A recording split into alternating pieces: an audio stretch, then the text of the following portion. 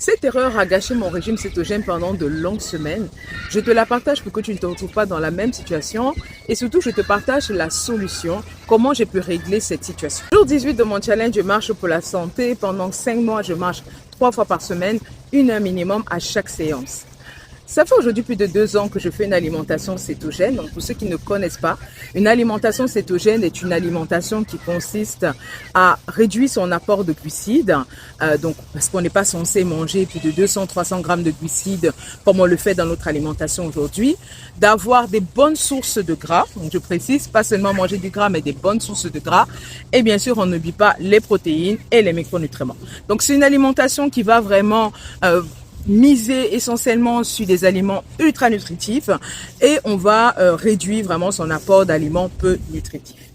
Et cette approche alimentaire a vraiment changé ma vie, révolutionné ma vie parce que ça m'a apporté énormément de bienfaits santé. Ça m'a permis de sortir de plusieurs maladies chroniques et particulièrement au niveau du sommeil, ça m'a permis de découvrir vraiment ce fameux sommeil réparateur. Parce que je ne sais pas pour vous, mais moi, pendant très longtemps, je ne savais pas ce que c'est que le fameux sommeil réparateur. Tu te lèves, tu te sens reposé, tu sens que tu as bien dormi, tu te sens d'attaque. Moi, je fais mon sport le matin maintenant. Donc ça, c'était vraiment un game changer sur ce point-là. Et c'est depuis que j'ai fait l'alimentation cétogène. Mais depuis un certain moment, voilà, je sens que il y a des changements qui se passent. Je sens particulièrement au niveau du sommeil, je précise. Je sentais que voilà, ça c'était l'année dernière. Je sentais que je ne dormais plus aussi bien. J'avais plus vraiment ce côté réparateur là, comme je le disais.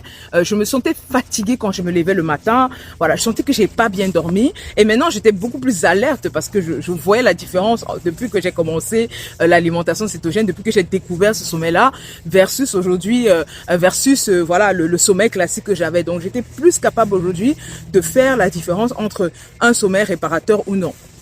Et donc, comme je dis, je sentais que voilà, c'était différent. Et au début, voilà, j'ai pensé aux critiques que certaines personnes ont souvent par rapport à l'alimentation cétogène. Vous savez qu'en fait, l'alimentation cétogène, certaines personnes vous disent: ah, mais tu vas avoir des complications au bout d'un moment, ça va te poser des problèmes, tu vas avoir des problèmes à long terme parce que cette alimentation n'est pas excellente, n'est pas optimum. Et moi, je me suis dit au début que bon, peut-être que la lune de miel avec l'alimentation cétogène est finie, je vais commencer à avoir des problèmes, je vais commencer à avoir les fameux problèmes que les détracteurs de l'alimentation cétogène disent. Et avec le temps, voilà, je me suis laissé du temps de voir si les choses s'améliorent. Et en fait, ça ne s'améliorait pas vraiment. Ça, au contraire, c'était plutôt, voilà, ça s'empirait même plutôt, je pourrais dire.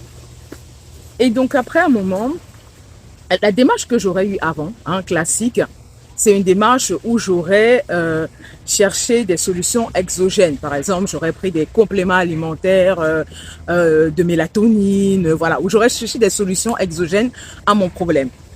Mais sauf que depuis que j'ai commencé une alimentation cétogène, j'ai appris à chercher d'abord des solutions endogènes. Commencer d'abord par me dire qu'est-ce que je fais maintenant dans mon alimentation qui peut expliquer ce changement-là, parce qu'il n'est pas arrivé comme ça par hasard. Et ça, c'est une approche vraiment que j'ai eue depuis que j'ai commencé l'alimentation cétogène. C'est d'abord commencer à me dire qu'est-ce que je fais en interne qui peut justifier ce changement. Et c'est là que voilà, j'ai commencé à prendre du recul, regarder un peu ce que je faisais avant au niveau de mon alimentation. Et j'ai cherché qu'est-ce qui a changé, qu'est-ce qui a fondamentalement changé dans mon alimentation. Et j'ai remarqué que depuis un certain temps, je travaillais tard, je finissais tard. Et quand je rentrais, je mangeais. Donc je mangeais assez tard. Et aussitôt que je mangeais, j'allais me coucher. Quelques temps après, ou quelques minutes après, j'allais me coucher. Et un jour, j'étais tombée sur une vidéo d'un médecin qui disait que ça nous prenait 5 à 6 heures de temps pour digérer ce qu'on mangeait. Et là, je me suis dit, je pense que j'ai une piste. Parce que si je mange aussi proche avant d'aller me coucher, ben mon corps, en fait, il va être en contradiction avec ce que je veux. C'est-à-dire que mon corps a besoin de 5 à 6 heures pour digérer ce que je mange. Et moi, je m'attends à me coucher et dormir. Alors, je ne mangeais pas un plat extrêmement lourd, mais je mangeais un plat quand même suffisamment consistant pour que mon corps doive prendre le temps de le digérer. Et c'est là que voilà, ça a commencé à cliquer dans ma tête et je me suis dit, ok, peut-être que là, j'ai trouvé une piste que je peux explorer. Et donc à ce moment-là, bien sûr, j'ai commencé à ajuster mes repas. Mais le but, c'était pas de m'affamer non plus, parce que si je rentrais et je mangeais, c'est parce que j'avais faim. Donc il fallait pas que je m'affame, il fallait que j'ajuste mes repas intelligemment. Donc c'est-à-dire soit j'augmente ma portion de ce que je mange au premier repas, soit je prends une portion un peu plus petite et je me dis comme ça je vais avoir faim un peu plus tôt et ne pas attendre trop tard pour manger. Donc j'ai ajusté ces deux variables là et après quand je les ai ajustées, j'ai mesuré avec un moment qu'est-ce qui se passe, comment ça évolue et j'ai vérifié éventuellement et ben, j'ai constaté avec le temps que effectivement mon sommeil a commencé un petit peu plus à se réguler. Et définitivement, pour moi, ne pas manger trop tard est un game changer. Je précise que ces changements que vous allez voir au niveau de votre sommeil, ça n'arrive pas d'un coup, hein, ça prend du temps pour y arriver. Moi, personnellement, au début, je ne voyais pas de différence. Et quand j'entendais des gens dire oui, il faut éviter de manger trop tard, etc. Bon, moi, j'étais comme moi je ne vois pas de changement. Moi, je mange tard et ça va très bien. Mais c'est avec le temps que ça s'est installé. Avec le temps que j'ai vu que, là, j'ai de la misère à dormir, etc. Et après, bon, quand j'ai eu aussi le recul sur ce que je mangeais ou de la manière dont je mangeais, que j'ai pu faire ce constat-là et je me suis ajustée au niveau de la répartition de mes repas. Donc, vraiment, le message que je veux vous donner à travers cette vidéo, c'est de sortir un peu de cette approche systématique qu'on a dans cette société, qui est de chercher des solutions exogènes à tous nos problèmes. Comme je dis, si j'avais procédé comme la mois d'avant, je serais allé chercher des compléments, des solutions externes pour mieux dormir, voilà, de la mélatonine, etc., du magnésium, machin. J'aurais cherché des solutions externes.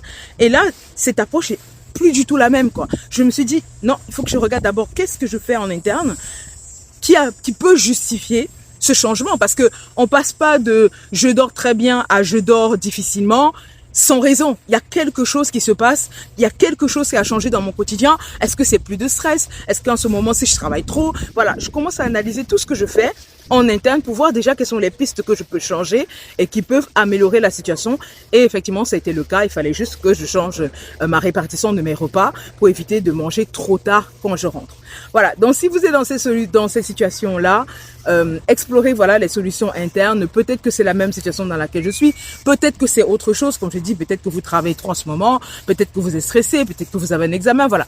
Essayez d'explorer les changements qu'il y a eu dans votre vie qui peuvent expliquer ce changement également des bénéfices que vous tirez dans votre alimentation cétogène ou même dans votre alimentation générale. Hein. Je veux dire que un changement n'arrive pas pour rien. Un changement dans votre corps, un changement dans la manière de se ressentir n'arrive pas pour rien. Il y a souvent des explications et les explications sont souvent des petits changements qu'on peut faire sans même déjà penser à aller prendre des médicaments, des pilules ou etc. Donc commencez par explorer ces pistes-là pour voir ce que vous pouvez déjà ajuster à votre niveau. Donc j'espère que cette vidéo vous aura aidé, j'espère qu'elle vous permettra d'éviter la même erreur que moi et surtout de mettre en application la solution que je vous ai donnée. Ça peut être une piste de solution. Je vous dis jour 19 pour la prochaine vidéo de notre challenge Marche pour la santé.